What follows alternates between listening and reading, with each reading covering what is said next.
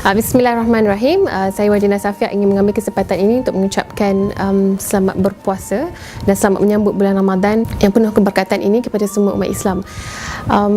Secara jujurnya, waktu saya belum lagi menjadi seorang Muslim yang sebenar lah.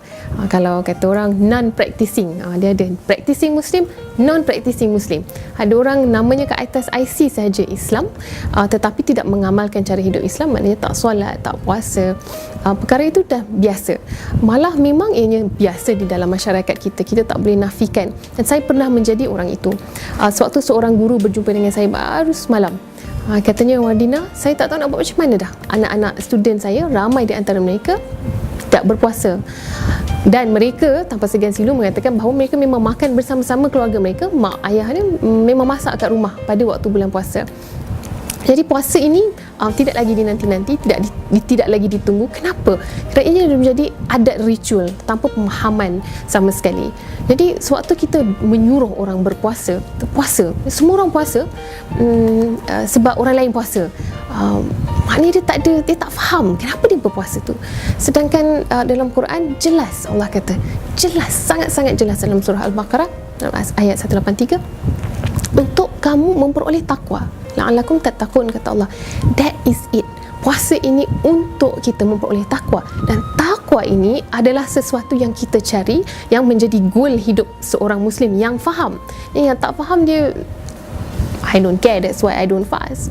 Jadi saya pernah menjadi orang itu. Saya tak curi, tak puasa, tak ada apa. Atau kalau kita malu depan orang, kita tak makan, belakang orang kita makan. Dan hakikatnya ramai di antara umat Islam memang tidak berpuasa.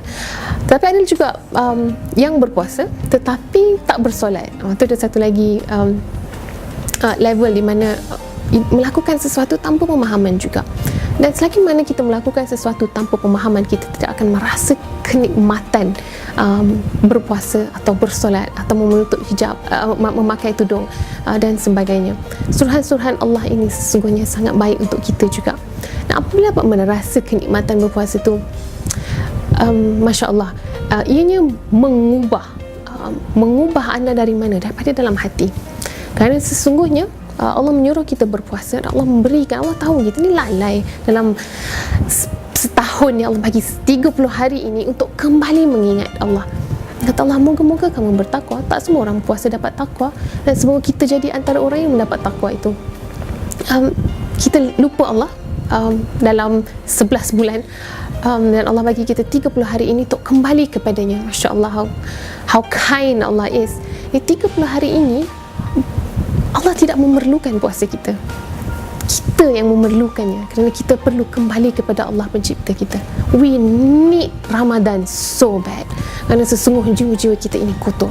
Jiwa-jiwa kita ini penuh dengan dendam dan benci. Jiwa-jiwa kita ini sangat lalai dengan mengingati Allah. Allah kata, okay, I give you the chance. Here is the chance untuk kamu melihat kembali ke dalam diri kamu. Siapa kamu sebenarnya?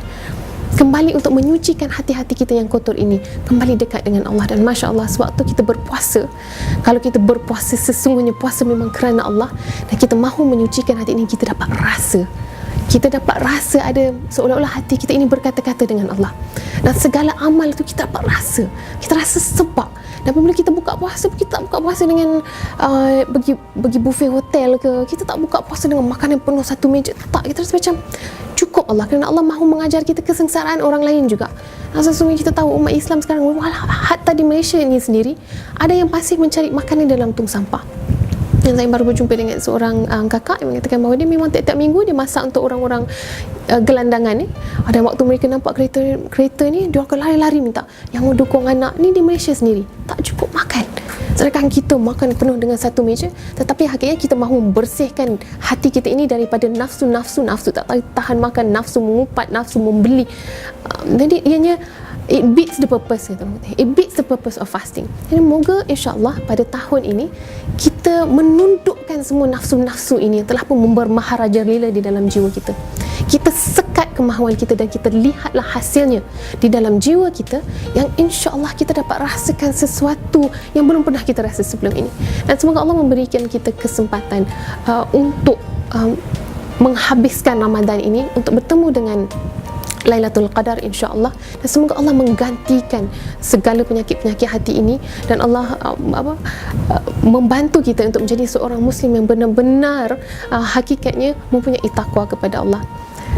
Saya mengharapkan bahawa kita semua menempuh Ramadan ini dengan tangisan dan air mata. Kita semua menempuh Ramadan ini dengan penuh pengharapan, dan semoga Allah mengampunkan kita semua sebab kita memang banyak sangat dosa, dan semoga Allah membantu rakyat Malaysia, semoga Allah membantu masyarakat kita, dan semoga Allah membantu kita mendidik anak-anak dan keluarga kita untuk menjadi seorang muslim yang baik. Kerana hakikatnya dunia sekarang ini berada di dalam penuh pergolakan, dan bagaimanakah kita ini boleh menutup mata melihat saudara-saudara kita tersiksa?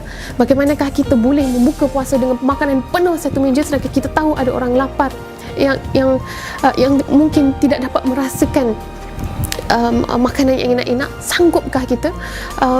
Jadi saya merasakan puasa ini Allah menyuruh kita kembali bermuhasabah diri, untuk melihat bukan untuk diri kita je. Kita puasa ni bukan untuk diri, tapi untuk kita lebih kisah kepada orang lain.